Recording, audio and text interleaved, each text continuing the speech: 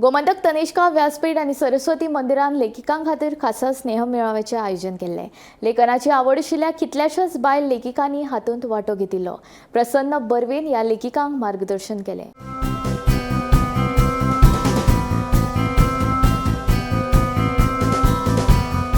नमस्कार। गोमंतक तनिष्का व्यासपीठ आणि सरस्वती मंदिर यांच्या जोड पालवान आयोजित लेखिकांचो स्नेह मेळाव्याक सगळ्यांक मायमोगाचे येतात। शणैगर्भवाणी म्हणिल्लेच आसा, म्हजी दर एकली म्हणणी तुम्ही तुमचे पोतनीचे साडीर घासून पळयात आणि कसाक लागले उजव्यात। तर आयच्या या स्नेह मेळाव्याक सुरुवात करतना हांव मागता तनिष्का व्यासपीठाची प्रमुख मनस्विनी मॅडम आणि आयचे मार्गदर्शक जे आसात तांणी व्यासपीठाचेर आपली मस्ती दिवची।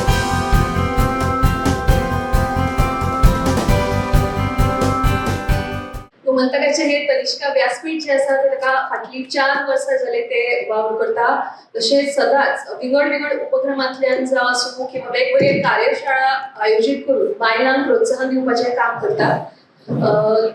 तनिष्का ह्या व्यासपीठान आयोजीत केले गुरुमिताचे फेस्त आसूं किंवा श्रावण थाळी ही जे पळय उपक्रम आसात तांकां आमकां खूब बरो प्रतिसाद आयज मेरेन मेळिल्लो आसा।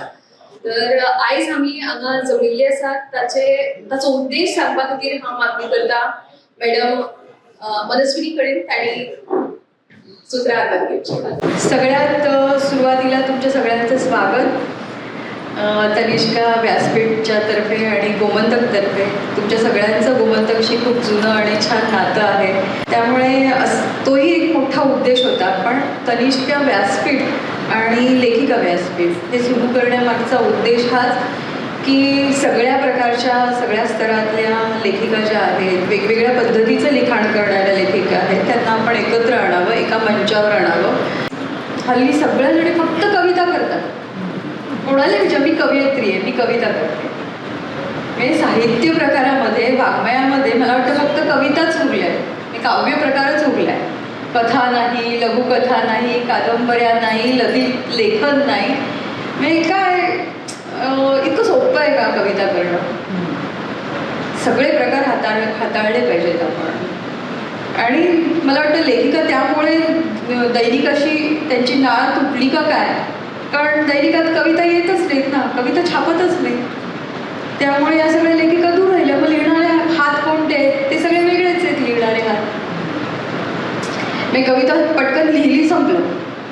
कथेला जरा वेळ द्यावा लागतो, त्याचं बीज रुजावं लागतं, त्याला खत पाणी घालावं लागतं, व्यक्तिरेखा तयार कराव्या लागतात, त्या व्यक्तिरेखांचे स्वभाव तयार करावे लागतात। सगळ्या व्यक्तिरेखा सारख्या असून चालत नाही, मग तेवढं करण्यासाठी आपल्याकडे वेळ नसतो। लिहावं कसं, आधी लिहावं का हा प्रश्न येतो, त्यानंतर लिहावं कसं, लिहावं कुठे, हे 2-3 प्रश्न आहेत।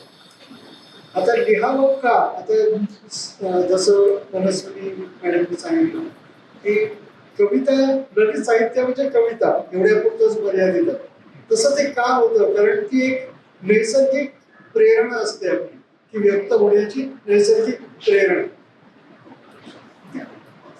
Powerful spontaneous overflow of powerful feeling असं म्हणतात कवितेला, व्यक्त होण्यात।